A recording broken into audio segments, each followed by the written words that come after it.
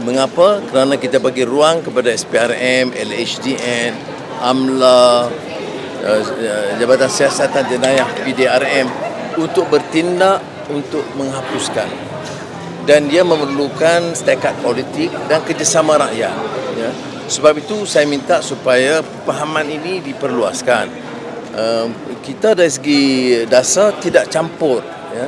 Dan tentunya kita tidak senang dengan perkembangan ini. Cuma kalau tidak ada tindakan tegas menyeluruh, ya, kita akan menanggung bala dan malapetaka kepada ekonomi rakyat. Dia jejaskan masalah rakyat. Kalau 10-20 juta diambil cara tidak sah, 20 juta itu sepatutnya kembali kepada kerja, pasukan tentera di bawah dan sebagainya, atau projek-projek kecil.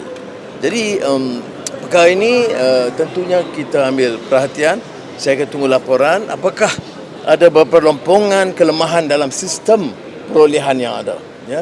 Kerana ini kadang kita bagi 0,5 juta ke bawah itu ruang yang mudah untuk masing-masing jabatan, termasuk di Kementerian Pertahanan. Jadi saya terima kasih kerana Datuk Seri Khalid Nordin, Menteri Pertahanan, telah beri satu kenyataan yang sangat jelas. Kita harus teliti semula, susun semula, dan untuk sementara waktu membekukan semua kelulusan perolehan tentera atau polis atau mana-mana sehingga kita pastikan proses itu dipatuhi sepenuhnya.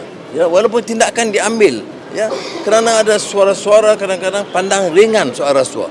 Ada suara-suara mempertahankan rasuah. Kalau di parlimen umpamanya, ya, bila ambil tindakan kepada mantan-mantan menteri yang punya kekayaan berbilion itu, kadang disinggung kita, disanggah, bukan untuk didukung dan diberikan kerjasama. Ini yang berlaku.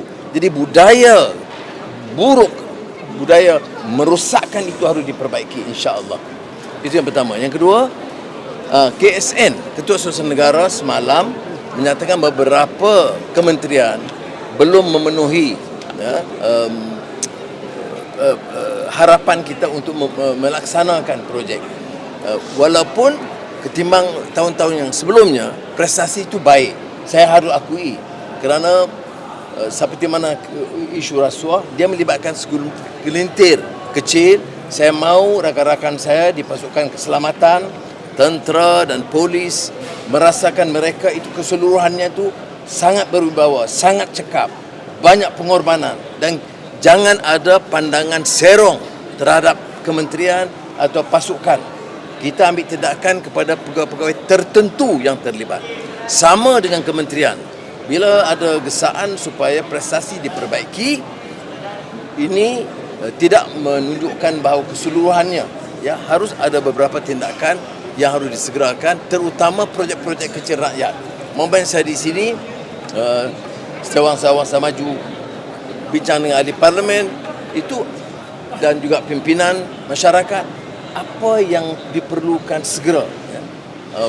Bukan tertumpu pada projek-projek besar, tetapi hanya projek-projek yang cara langsung memberi keringanan kepada rakyat. Baik, terima kasih.